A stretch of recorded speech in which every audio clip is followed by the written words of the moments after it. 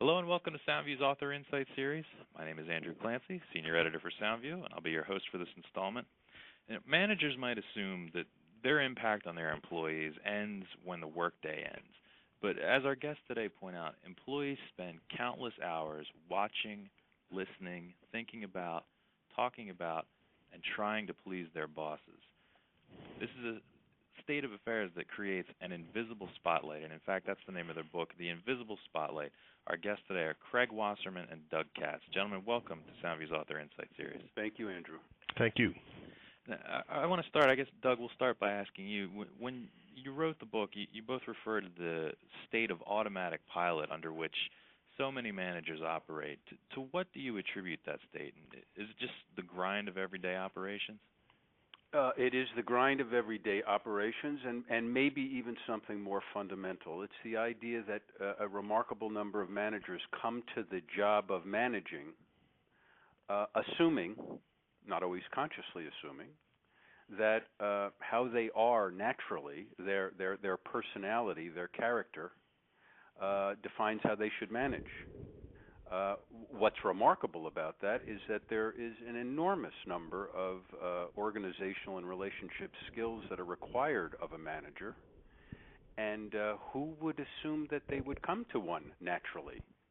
The analogy is playing a role in a play and assuming you could walk up on stage without knowing the script.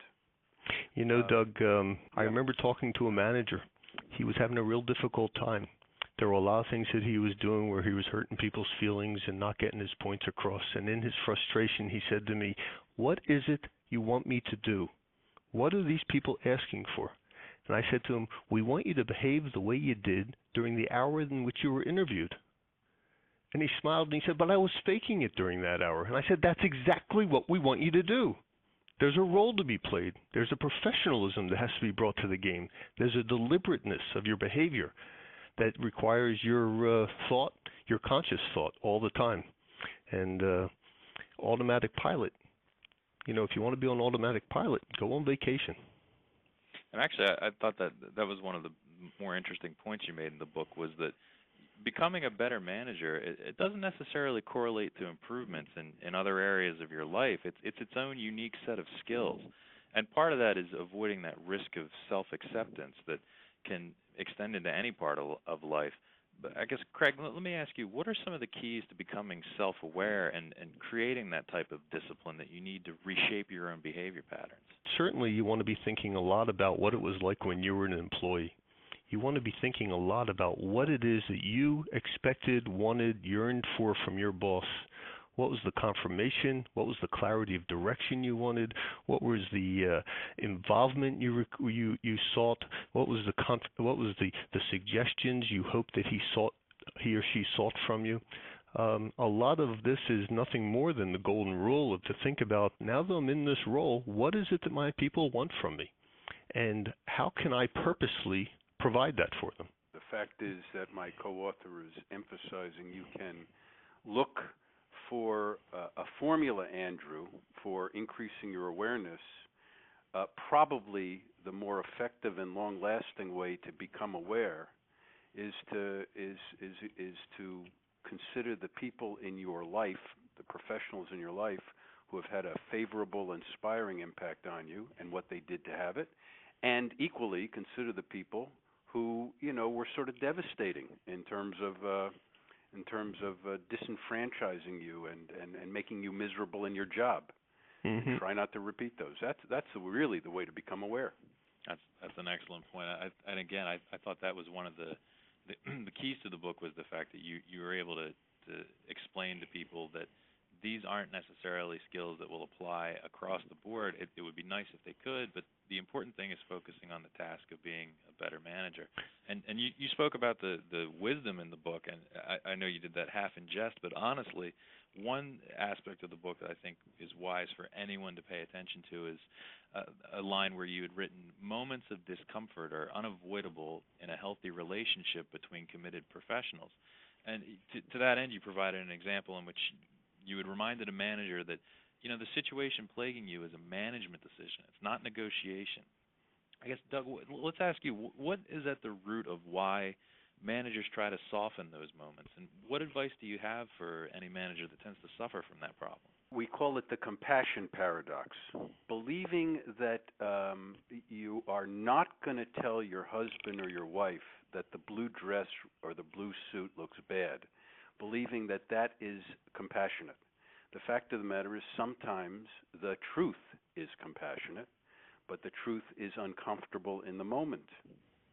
So you ask, why would a manager kind of distort the situation, not recognize that a decision is being called for? Because he or she thinks it's more compassionate to not make waves, to not speak the truth and create the discomfort that usually leads to a better state of affairs, not a worse one. There's one of the things I think Doug and I both laugh at a lot, and we tell the people we speak with a lot, there's a basic truth that we have to realize. We all lie. We all have a tendency to avoid an uncomfortable truth in order to make it more comfortable, but miss the mark. I tell the story about having dinner with my wife and her friend, and they're both complaining about how dry the fish is. And just as they walk up, as they're complaining, the maitre d' walks up and asks how the meal is. And the two of them looked up at him with this beautiful smile on their faces and said, "It's delicious." And the fact is, that's not helping him at all. That didn't advance the ball at all. And as managers, we have a basic prayer. It's the manager's prayer. Maybe it'll go away by itself. And as a manager, our task is to fulfill, again, what our employees like us to do. Be straight with me. Give me the information as clearly as I can. I might not like it. I might get angry at you. I might storm out. I might mope for a few days. But I'd much rather know how I'm doing so I have a shot at improving it than being in the dark and complaining while you're walking me out the door one day that I wish you had told me because I would have done something about it. Let's focus on you mentioned playing a role earlier, and part of that, I think, is the internal dialogue, which is so critical to any manager's interaction with his or her employees. But there may be managers that aren't clear about the technique or aren't accustomed to it. Can you tell us a little bit about it and why it can actually help reduce drama in that manager-employee relationship?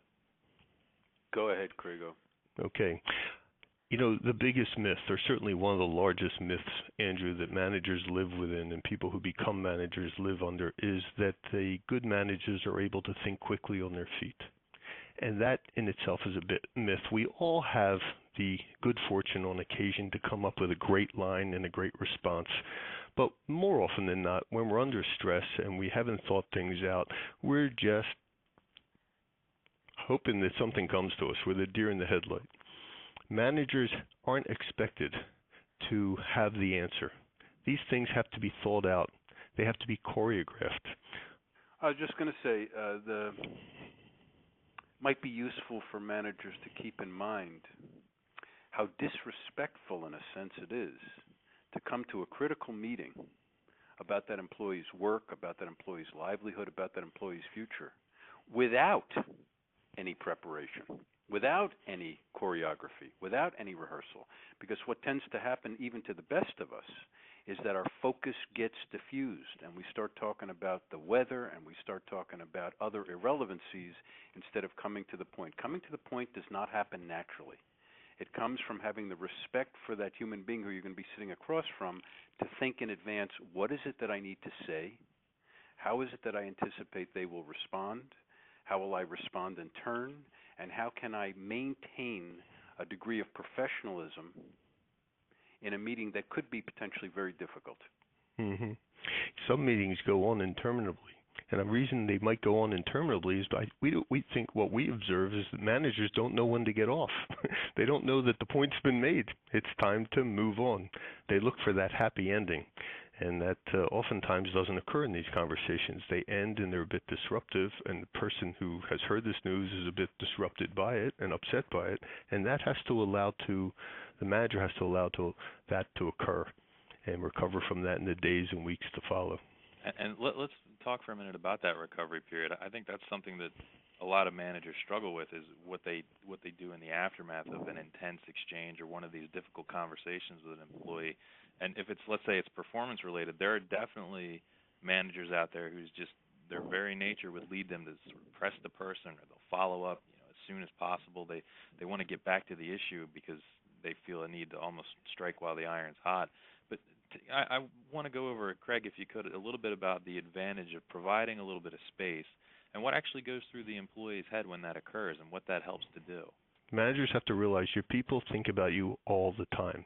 They will relive aspects of that conversation that they have with you. And that time is their healing process. And they will go through all sorts of rationalizations and reconciliations with themselves as that wasn't fair, he's really just picking on me, well maybe he does have a good point, I should have told him that Donna does the same thing, maybe I should have highlighted this point, I could see what he means. Well, the next day that person's going to come in and is going to be a bit distant, and the manager has to live through that distance. You have to let people have their major aha experiences while they're alone. And during that period of time while the employee is recovering, the manager has to be supportive, available, but basically saying to them through his or her actions, me giving you feedback that stings is just important and is just as natural as me giving you feedback that is rewarding and makes you feel great. It's part of our relationship. So we encourage managers during the next few days, engage the employee. I have a meeting. I need you to sit in on this. I'd really like to have your advice. Have you given any thought to this? I'd like to know what your opinion would be. Get them in the game. Make them realize that our relationship is long-term. It's ongoing. It'll have some moments that are very appealing, and there'll be some moments in which I'm going to have to tell you some things that are going to have to that will cause you to recalibrate. This is a natural part of the relationship. And if managers can weather that storm, not go in there and make amends, not make it all the pain go away, the employee invariably, most often, will come around. The relationship will be stronger as a result.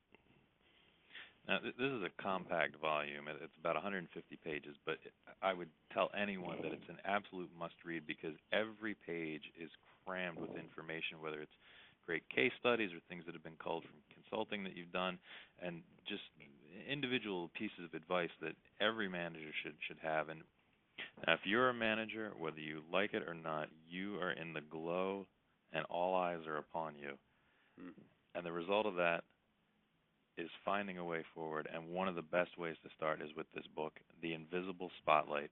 Our guest today on SoundView's Author Insight series has been the book's authors, Craig Wasserman and Doug Katz. Gentlemen, thank you for being with us. Our pleasure. Our pleasure.